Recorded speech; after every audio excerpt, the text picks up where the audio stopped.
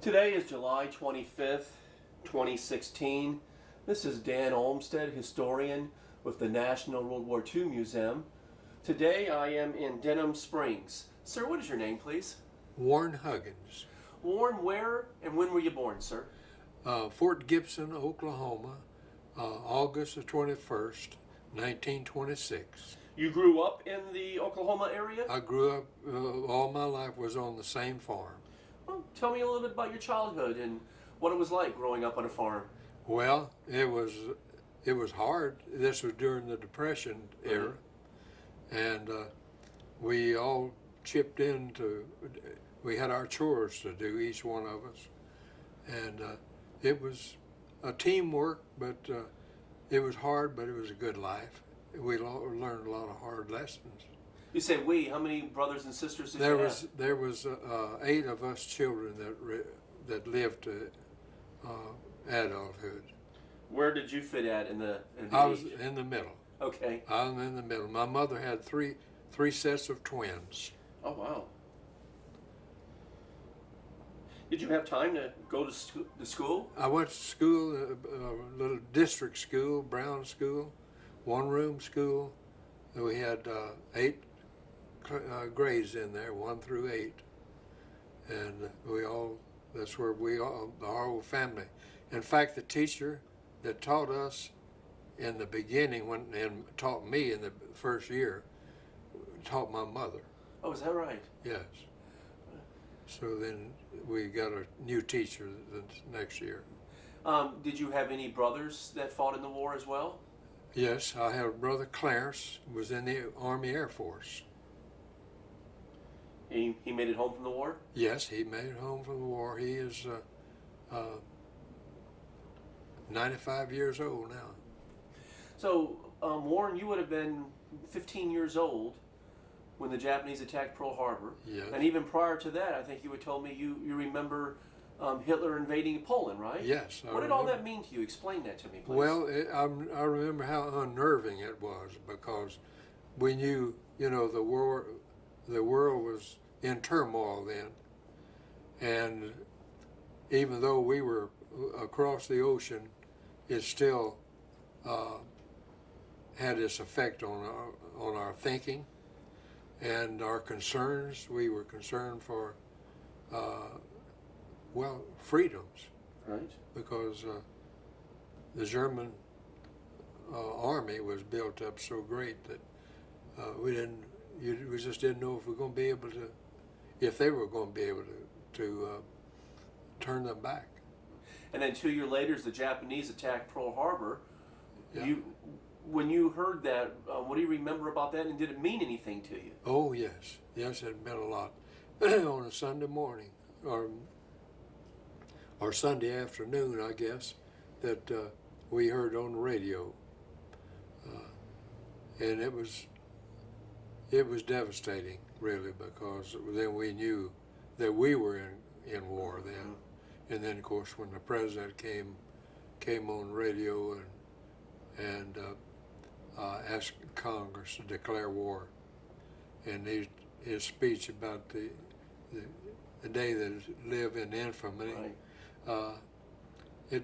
It touched all of us. Mm-hmm. It was scary, for a young guy, Sure. knowing that probably we were going to be part of it. So it was really tough.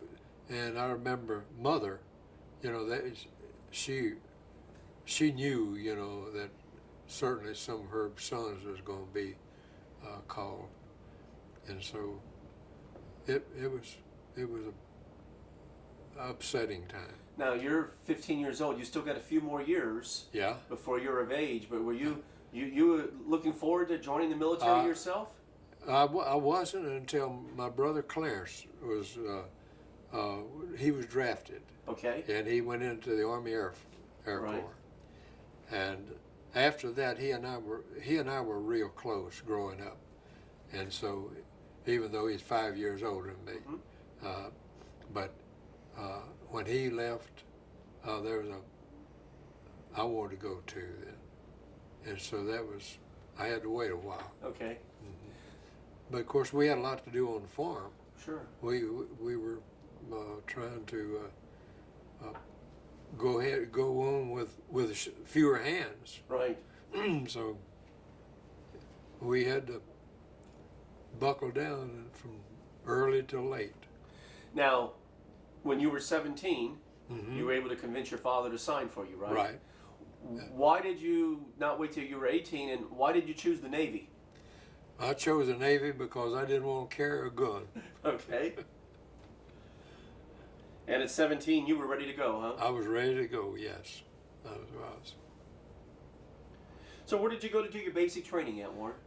Camp Perry, Virginia, Williamsburg, Virginia. How did you adapt to military life? The discipline, did you find it difficult, hard? No, I didn't find it hard at all because we were pretty well disciplined at home. So the biggest adjustment for me was food. Was that right? Yes.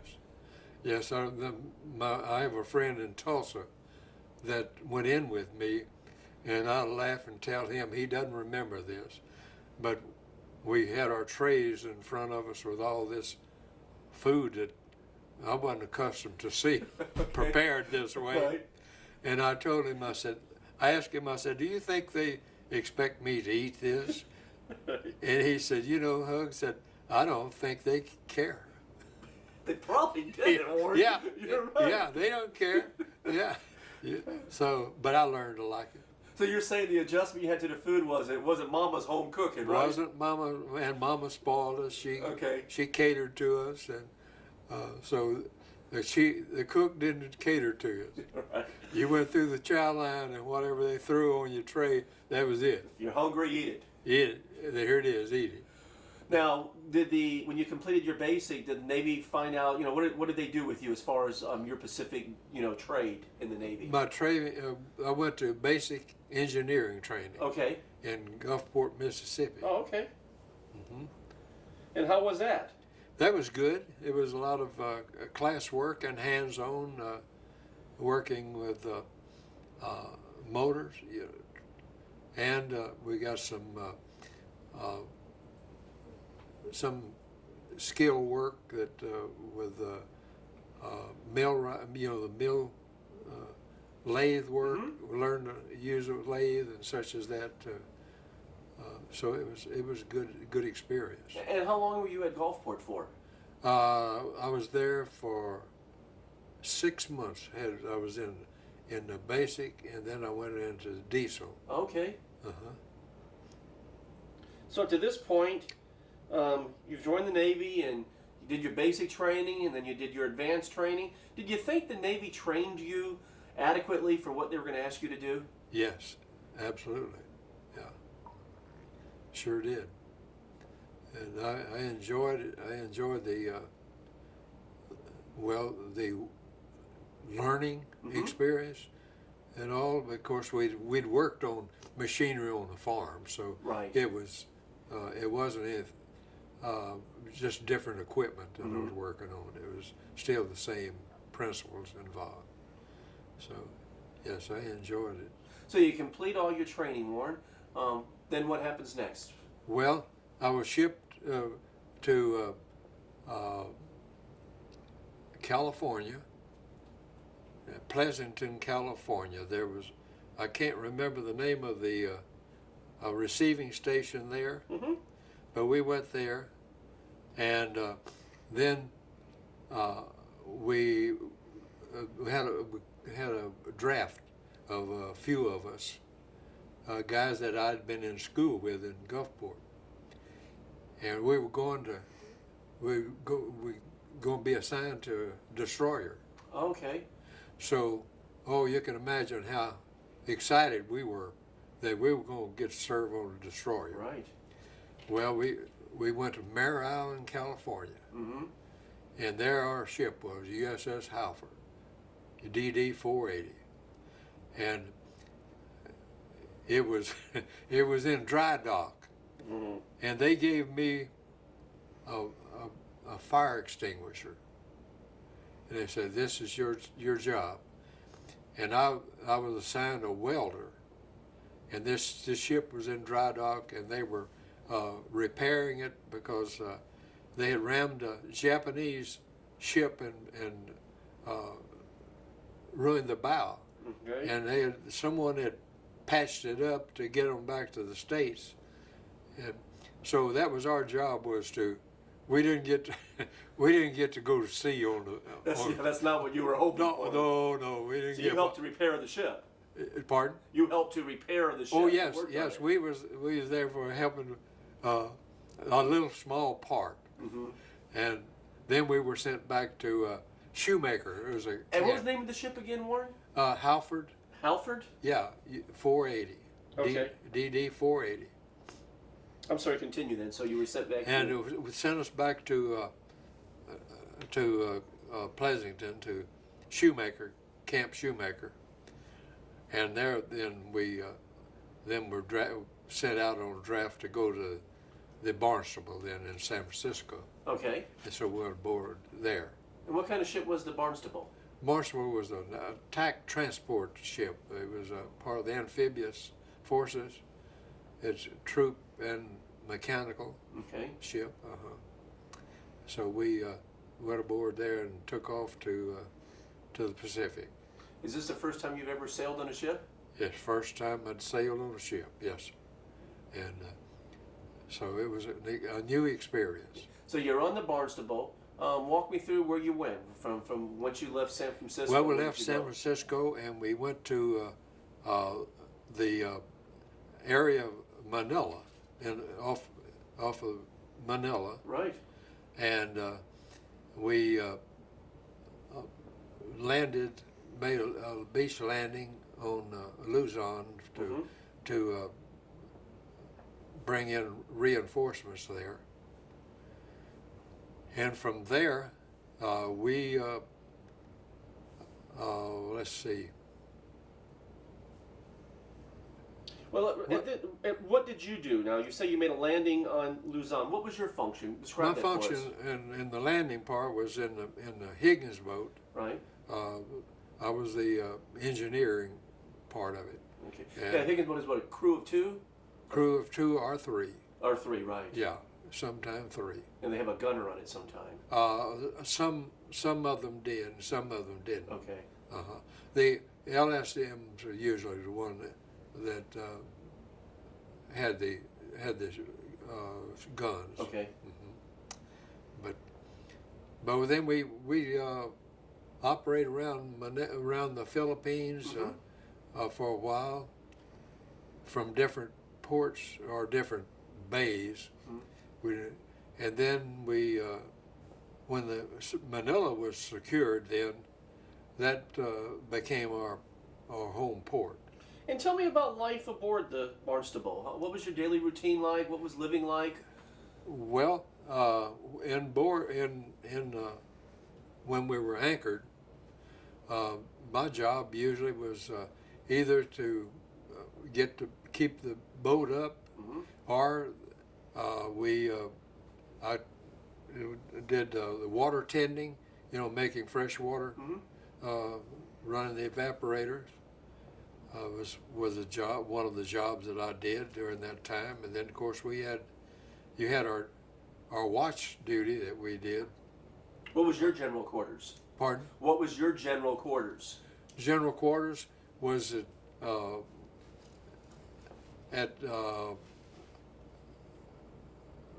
was an anti-aircraft guns. Is that where you were stationed? Yeah. Okay.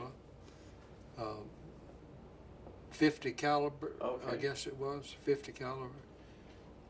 Did you ever come into any contact with the Japanese? No, I didn't. The only nearest contact I had with them, we chased a submarine for a couple of days and nights, dropping depth charges. But that's as close as I was aware of. Did you ever feel for your own safety? Are you concerned No. about your well-being? No. So then it's getting toward the end of the war. We made a run to New Guinea Okay. to pick up a MASH unit. All right. Army MASH, Mm-hmm. and we brought them to Manila. And there the ships was gathering there. The hospital ships was there, getting ready for the invasion of Japan. Right. And during that time, word came down from the executive officer that there was something in the wind, and that we were going to lay to, because we had already loaded all of the equipment and all on the ready, for. They hadn't brought on troops, but we had all the equipment and all on board. And before we move any further, did you ever have a chance to go off the ship and go into Manila? Yes, yes, we. Manila had been pretty war-struck, hadn't it? Oh yes, it was devastated. I remember the MacArthur Hotel. Mm-hmm. I have a picture of it somewhere that it was just rubble, just rubble. And the city of Manila was just trashed. The Japanese, they said that the people told us that they raped the women and burned the city as they retreated. And they still were fighting up in the mountains north of or inland of Manila. But we couldn't get into the port of Manila because it was full of sunken ships. So we had to anchor out further out. So our Huggins boats was our running boats. Back and forth. Back and forth, yeah. And it was scary at nighttime. Yeah. To go navigating through those sunken ships. Right. And there's no lights on them or anything. Yeah. Right. So it was a. Did you have any interaction, any contact with the Filipino civilian population? Oh yes, we. What do you remember about that? Well, I remember they were just so friendly, and they were so glad, to see us. And then they had a lot of vendors that they came, that selling their goods and all, and I bought a few trinkets and stuff from them. So that, and the bananas, they had fresh bananas. Oh, I'm sure you were glad to see that. Oh huh? yes, indeed. The only bad part about it was that when we had liberty parties that we would take to the beach, and then we'd go and pick them up later in the afternoon. Right. And these guys get in there and they eat bananas and they drink that bamboo juice, they called it. Right. And they get sick. Yeah. And they get in that boat and they start heaving and throwing up, and that was a mess. I bet it was. And that all had to be cleaned up. Right, it was And your boat, so you had to clean it up. You know who cleaned it up, yeah. Right. They weren't called to clean it up. Yeah. Well, then let's move back forward then to, so you're stocking your ship, getting ready for the invasion, right? Right. Go ahead and pick up from there, please. Yeah, so when we got it loaded, everything aboard, that's when they told us, we're going to lay to because something's in the wind that we don't know what it is. Right. But something big is going to happen. And so this seemed like forever. Yeah. That then we learned about the bomb, the first bomb. Okay. And then the second bomb. Right. And then just a matter of maybe a day or two after the second bomb that we learned that Japanese had, I say a day or two, I don't know the timetable. Yeah, sure. But it was a short period of time. Did you have any concept of what was meant by when they told you the bombs had been dropped? No. Yeah, No, you had I idea. had no concept of what devastation was. Yeah, Right. no. It'd be sometime There's an later. atomic bomb. I Yeah. never heard of it. Right. Never You and heard. anyone else. Yeah. So, but you're talking about a relief. Oh, It right. it was a relief for all of us that we knew that it wouldn't be an invasion. Yeah. It would be occupation. And so that's what we did then. We immediately took on a complement of the troops, Mm-hmm. and we took off for Japan in a convoy. Oh, is that right? Yeah. And the bad part about that was that we sailed into a typhoon. Okay. And that typhoon, we was in that typhoon for at least 2 days and nights, I know, or maybe longer. Yeah, that And- must have been pretty scary, huh? Oh, it was, oh man. We had men that wouldn't go below deck. They slept inside that waterproof hatch at Mhm. deck level. They wouldn't go down below. Yeah. They slept up there, and they some of them said that these were guys that had lost ships, that had ships shot out from under them, and Right. so forth, and they just wasn't going to go below deck. So you rode out the typhoon, though. Yes, and you know, backing up when we went to New Guinea, Mm-hmm. we were sailing along, and New Guinea was in sight. We was we could see it off of the starboard port side, starboard side, and I just came off a watch, and I was going to breakfast, and it